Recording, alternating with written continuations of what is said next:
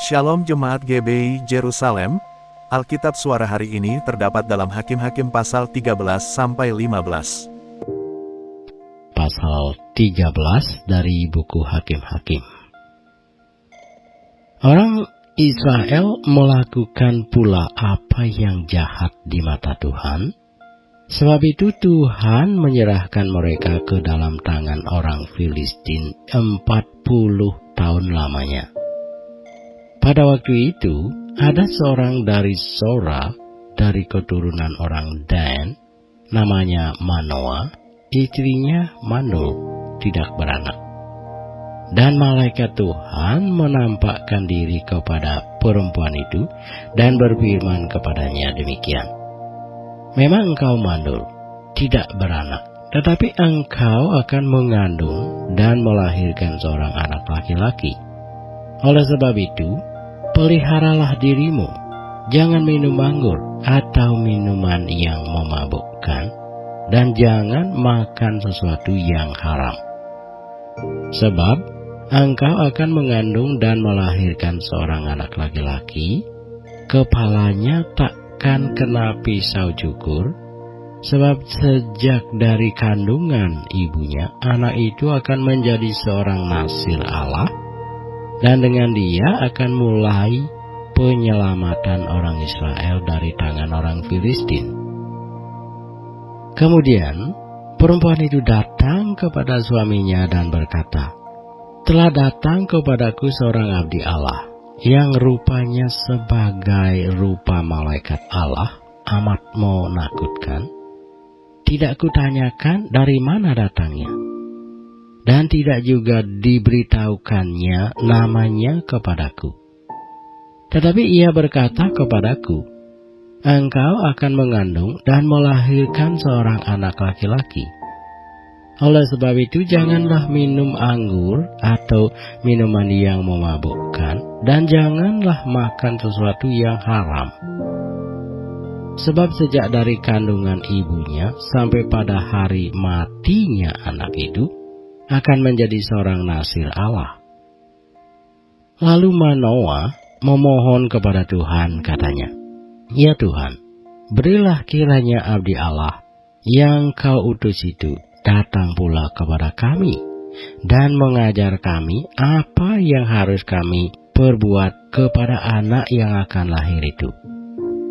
Maka Allah mendengarkan permohonan Manoah, sehingga malaikat Allah datang pula kepada perempuan itu ketika ia duduk di padang dan ketika Manoah, suaminya itu, tidak ada bersama-sama dengan dia.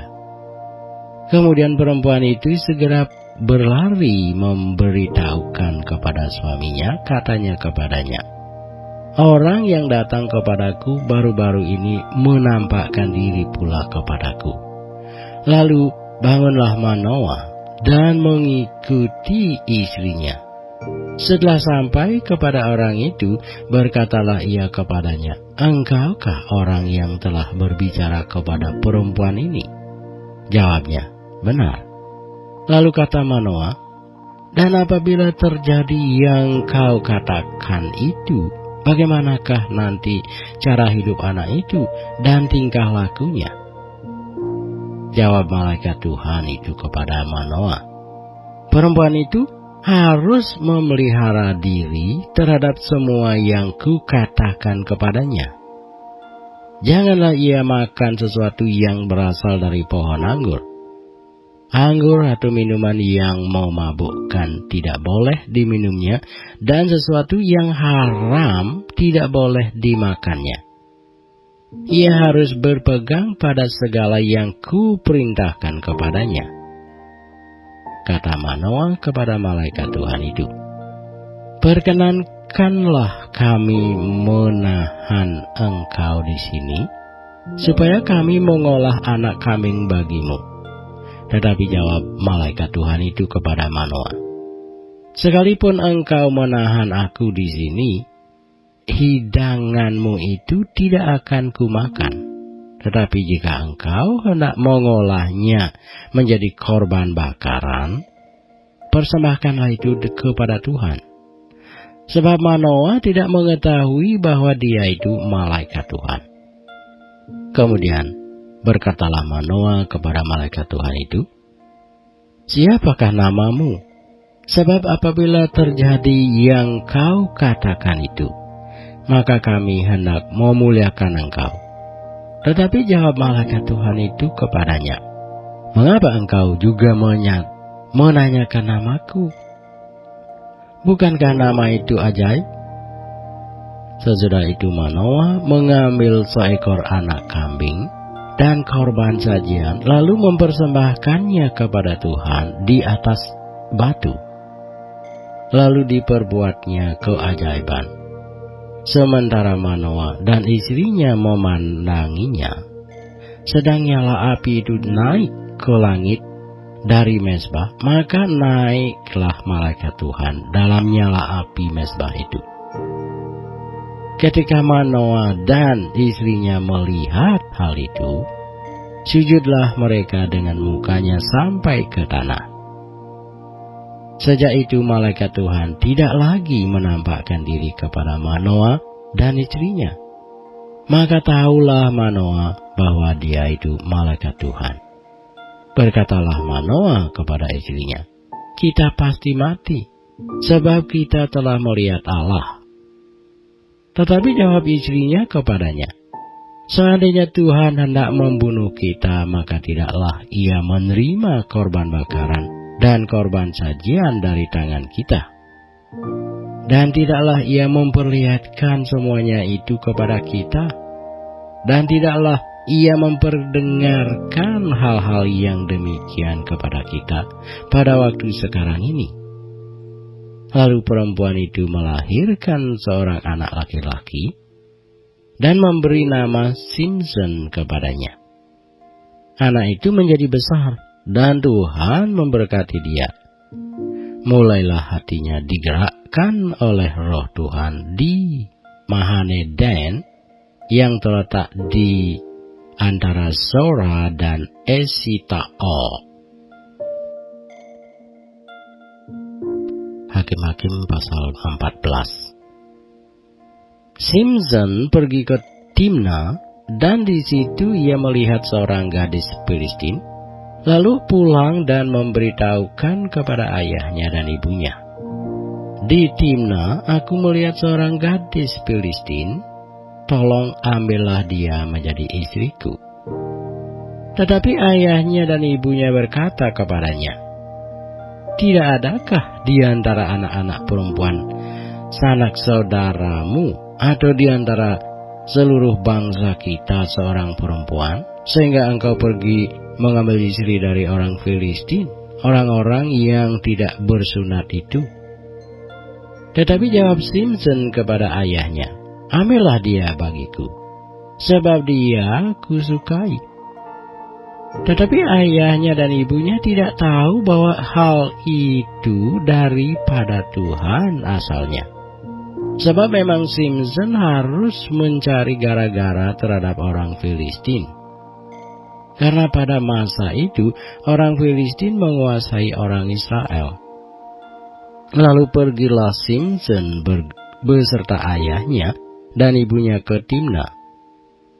Ketika mereka sampai ke kebun-kebun anggur di Timna, maka seekor singa muda mendatangi Simson dengan mengaum.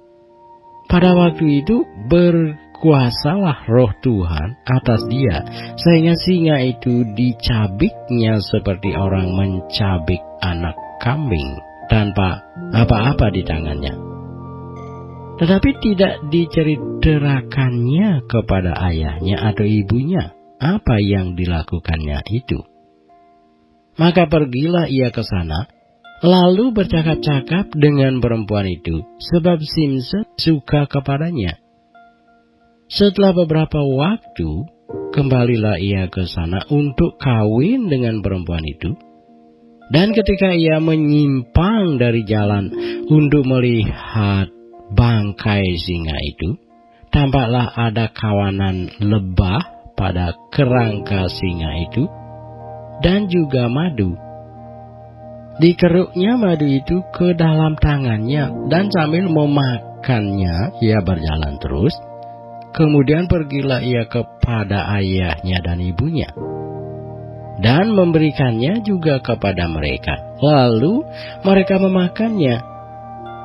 Tetapi tidak diceritakannya kepada mereka bahwa madu itu dikeruknya dari kerangka singa. Setelah ayahnya pergi kepada perempuan itu, Simson mengadakan perjamuan di sana, sebab demikianlah biasanya dilakukan orang-orang muda.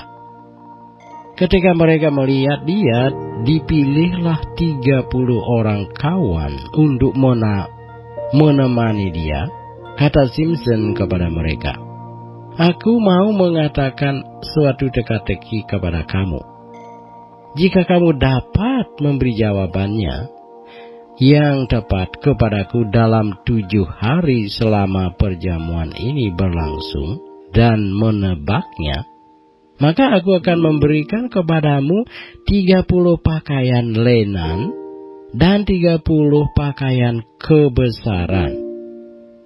Tetapi jika kamu tidak dapat memberi jawabnya kepadaku, maka kamulah yang harus memberikan 30 pakaian dalam dan 30 pakaian kebesaran kepadaku."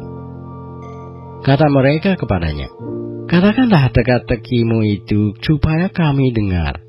Lalu katanya kepada mereka, "Dari yang makan keluar makanan, dari yang kuat keluar manisan."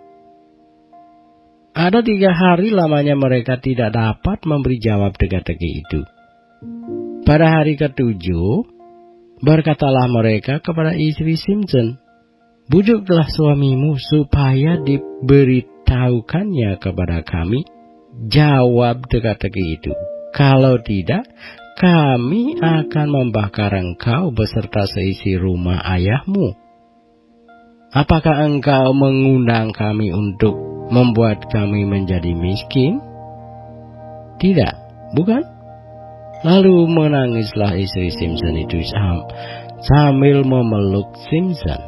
Katanya, "Engkau benci saja kepadaku dan tidak cinta kepadaku. Suatu teka-teki kau katakan kepada orang-orang sebangsaku, tetapi jawabnya tidak kau beritahukan kepadaku." Sahutnya kepadanya, "Sedangkan kepada ayahku dan ibuku tidak kuberitahukan, masakan kepada engkau akan kuberitahukan?" Tetapi istrinya itu menangis di sampingnya selama ke-7 hari mereka mengadakan perjamuan itu. Pada hari yang ke-7 diberitahukannya lah kepadanya, karena ia merengek-rengek kepadanya. Kemudian perempuan itu memberitahukan jawab teka-teki itu kepada orang-orang sebangsanya. Lalu pada hari yang ke-7 itu, sebelum matanya terbenam, berkatalah orang-orang kota itu kepadanya, "Apakah yang lebih manis daripada madu? Apakah yang lebih kuat daripada singa?" Sahutnya kepada mereka, "Kalau kamu tidak membajak dengan lembu betinaku, pasti kamu tidak menebak teka-tekiku. Maka berkuasalah roh Tuhan atas dia." Lalu pergilah ia ke Askelon dan dibunuhnya 30 orang di sana. Diambilnya pakaian mereka dan diberikannya pakaian-pakaian kebesaran itu kepada orang-orang yang dapat memberi jawab teka-teki itu. Tetapi amarahnya masih juga bernyala-nyala. Lalu pulanglah ia ke rumah ayahnya. Maka diberikanlah istri Simson itu kepada kawannya, bekas pengiringnya. Hakim-Hakim pasal 15. Beberapa waktu kemudian, dalam musim menuai gandum, pergilah Simson mengunjungi istrinya dengan membawa seekor anak kambing, serta berkata, "Aku mau ke kamar mendapatkan istriku." Tetapi ayah perempuan itu tidak membiarkan dia masuk. Kata ayah perempuan itu, "Aku telah menyangka bahwa engkau benci sama sekali kepadanya. Sebab itu, aku memberikannya kepada kawanmu. Bukankah adiknya lebih cantik daripadanya? Baiklah, ku ambil itu bagimu sebagai gantinya." Lalu kata Simson kepadanya, "Sekali ini aku tidak bersalah terhadap orang Filistin apabila aku mendatangkan celaka kepada mereka." Maka pergilah Simson, ditangkapnya 300 anjing hutan, diambilnya obor, diikatnya ekor dengan ekor, dan ditaruhnya sebuah obor di antara tiap-tiap 2 ekor. Kemudian dinyalakan-nyalah obor itu dan dilepaskannya anjing-anjing hutan itu ke gandum yang belum dituai kepunyaan orang Filistin, sehingga terbakarlah tumpukan-tumpukan gandum dan gandum yang belum dituai dan kebun-kebun pohon zaitun. Berkatalah orang Filistin, "Siapakah yang melakukan ini?" Orang menjawab, "Simson, menantu orang Timna itu. Sebab orang itu telah mengambil istri Simson dan memberikannya kepada kawannya." Kemudian pergilah orang Filistin ke sana dan membakar perempuan itu beserta ayahnya. Lalu berkatalah Simson kepada mereka, "Jika kamu berbuat demikian, sesungguhnya aku takkan berhenti sebelum aku membalaskannya kepada kamu." Dan dengan pukulan yang hebat ia meremukkan tulang-tulang mereka. Lalu pergilah ia dan tinggal dalam gua di bukit batu Etam. Lalu majulah orang Filistin dan berkemah di daerah Yehuda serta mencar ke Lehi. Berkatalah orang-orang Yehuda, "Mengapa kamu maju menyerang kami?" Lalu jawab mereka, "Kami maju untuk mengikat Simson dan memperlakukan dia seperti dia memperlakukan kami." Kemudian turunlah 3.000 orang dari suku Yehuda ke gua di gunung batu Etam dan berkata kepada Simson, "Tidakkah kau ketahui bahwa orang Filistin berkuasa atas kita? Apakah juga yang telah kau perbuat terhadap kami?" Tetapi jawabnya kepada mereka, "Seperti mereka memperlakukan aku, demikianlah aku memperlakukan mereka." Kata mereka kepadanya, "Kami datang ke sini untuk mengikat dan menyerahkan engkau ke dalam tangan orang Filistin." Tetapi jawab Simson kepada mereka, "Bersumpahlah kepadaku bahwa kamu sendiri tidak akan menyerang aku." Lalu kata mereka kepadanya, "Tidak, kami hanya mau mengikat engkau dan menyerahkan engkau ke dalam tangan mereka. Tetapi membunuh engkau kami tidak mau." Maka mereka mengikat dia dengan 2 tali baru dan membawa dia dari bukit batu itu. Setelah ia sampai ke Lehi dan orang-orang Filistin mendatangi dia dengan bersorak-sorak, maka berkuasalah roh Tuhan atas dia, dan tali-tali pada tangannya menjadi seperti batang rami yang telah habis dimakan api, dan segala pengikatnya hancur tanggal dari tangannya. Kemudian ia menemui sebuah tulang rahang keledai yang masih baru, diulurkannya tangannya, dipungutnya dan dipukulnya mati 1.000 orang dengan tulang itu.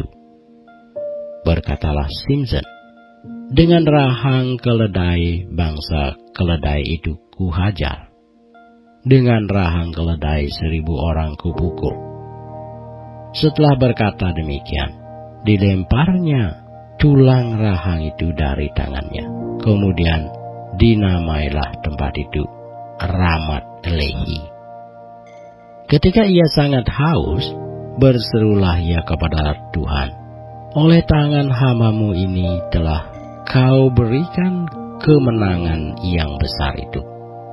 Masakan sekarang aku akan mati kehausan dan jatuh ke dalam tangan orang-orang yang tidak bersunat itu?" Kemudian Allah membelah liang batu yang di Lehi itu, dan keluarlah air dari situ. Ia minum, lalu menjadi kuat dan segar kembali. Sebab itu dinamailah mata air itu mata air penyeru, yang sampai sekarang masih ada di Lehi.